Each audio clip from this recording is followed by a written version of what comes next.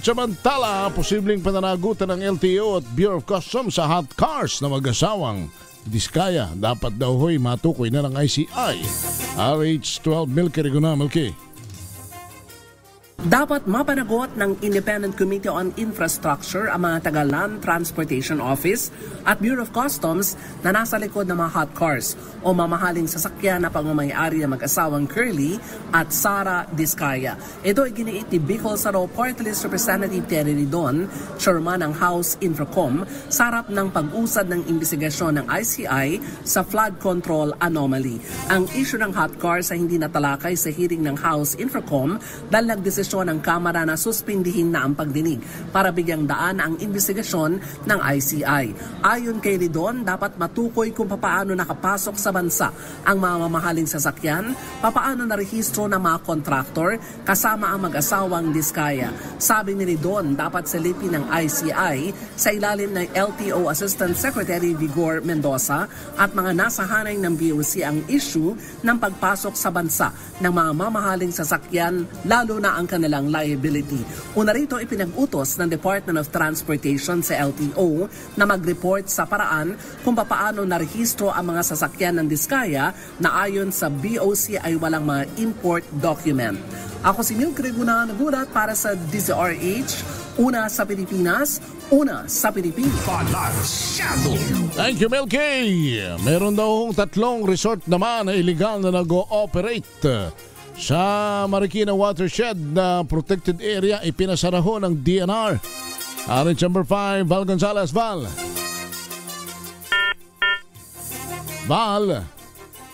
babalikan natin si Val Gonzalez. Kakulangan naman ng reintegration program para sa mga OFWs. Iginadismaya na Senator Loren Legarda. RH28, Raymond at Paz. Raymond.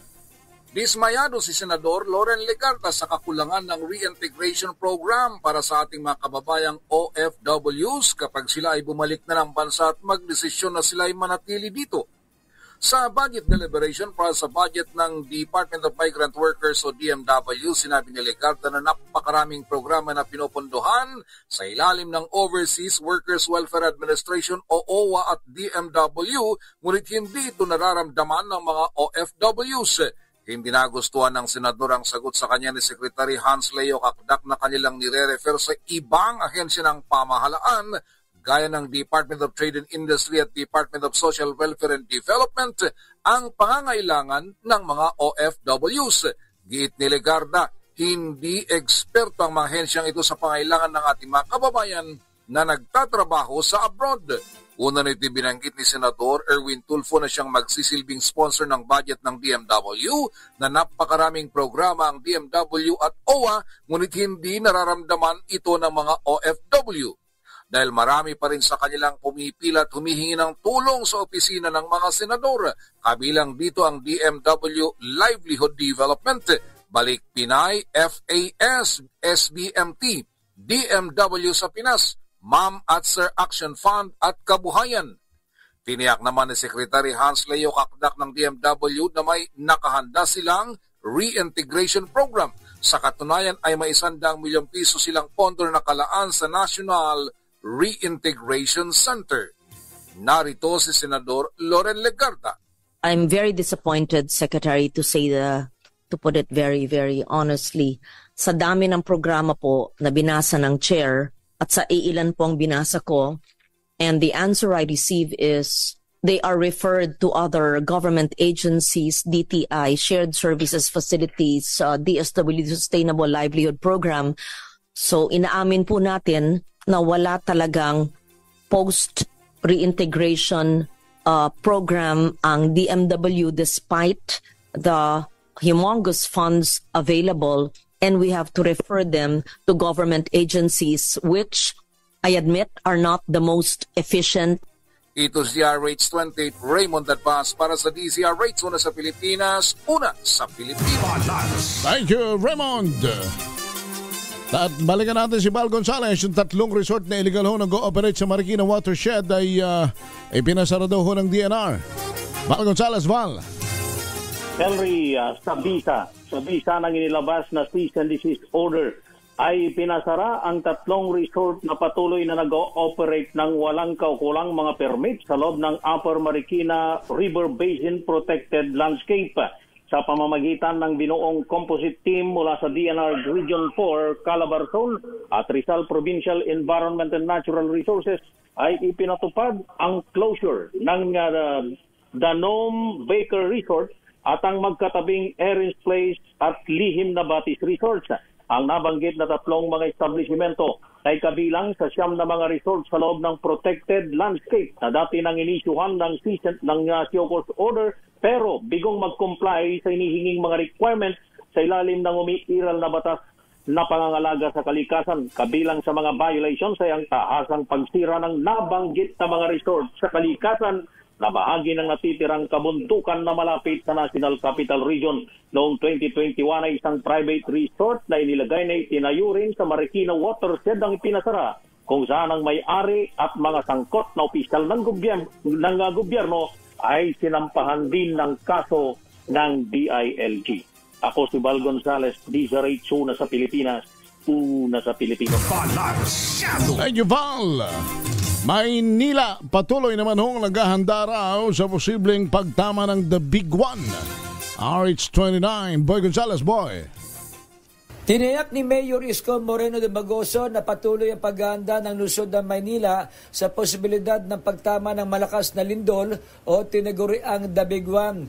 Ayon kay de Bagoso, aktibo ang City Disaster Risk Reduction and Management Office o CDRRMO sa pagsagawa ng mga earthquake drill, inspeksyon ng mga gusali at pagpapalakas ng Disaster Preparedness Program sa antas ng barangay upang mapanatiling handa ang mga residente. Sinabi rin ng alkalde na nakahanda na ang mga evacuation center, emergency response team at mga linya ng komunikasyon sa pagitan ng mga ospital, paaralan at ahensya ng lokal na pamahalaan upang matiyak ang mabilis na pagtugon sa oras ng sakuna.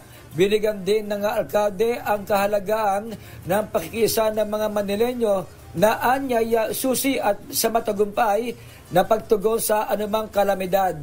Ito si Boy Gonzales para sa DZRH, una sa Pilipinas, una sa Pilipino. Thank you, Boy Gonzales. Halos 2 milyong halaga naman ang peking insecticide. Nasabat na mga tauhan ng NBI Intellectual Property Rights Division sa Valenzuela. At sa Maynila, RH27 o Chicagas, Noche. Kuya Henry, sinilakay ng mga ahente ng National Bureau of Investigation Intellectual Property Rights Division ang 2 warehouse sa Valenzuela City at lungsod ng Maynila. Kasunod dito sa reklamo ng isang registered owners ng trademark ang laganap umanong bentahan ng peking insecticides. Unang nagsagawa ng test buy operation ang mga tauhan ng NBI IPRD sa isang everyone shop sa Valenzuela City at associated warehouse nito sa Tondo, Maynila. Bitbit ang search warrant mula sa Manila RTC Branch 46 na kumpirma ng NBI IPRD agent ang illegal activities ng naturang establishment at warehouses. Kumpiskado ang 13,000 peraso ng 13,412 na canisters ng peking Baulilay aerosol insecticides at 3,042 canisters naman ng peking Big Beer o Bilay aerosol insecticides na aabot sa halagang 1,972,320 pesos. Kasampahan ng NBI ang may-ari ng establishmento ng kasong paglabag sa Section 155 in relation to Section 170 ang trademark infringement o ang Republic Act No. 8293 Intellectual Property Code of the Philippines. Pinuri naman ni NBI Director Judge Jaime Santiago ang mga ahente ng NBI IPRD sa matagumpay na operasyon at binalaan ng publiko sa paggamit ng fake products. RH27, Chicagas, DZRH, una sa Pilipinas, una sa Pilipinas. Thank you, Noche. At that's about salamat po ng marami sa inyo. Mandi ngayon mandi pa lang mabibigat na naman tayong story yung tutugay-gayan. Yun nung bumagsak na nako, lintek. Huwag naman sana. Tingnan maigi, ha? Baka yan ay mamay, substandard na naman. At nako, ano magkano kayong budget dyan? Matingnan nga natin. Magkano budget dyan? Nasunod ba ang nasunod ba ang technical specs niyan? At talaga bang yan ay dumaan sa maayos na bidding? At wala kaya bang nakalusot diyang kalokohan? Wag naman sana. Dagdag na naman yan sa interest na problema ng ating mga kababayang patuloy na nagdarahop sa paghahanap buhay, kukolektahan ng buwis, para yung buwis na yun ay siya hong malilikom ng gobyerno panggastos sa mga kinakailangan serbisyo sa tao. Pagkatapos na may pinagkukura-kurang maigit ginagamit ng mga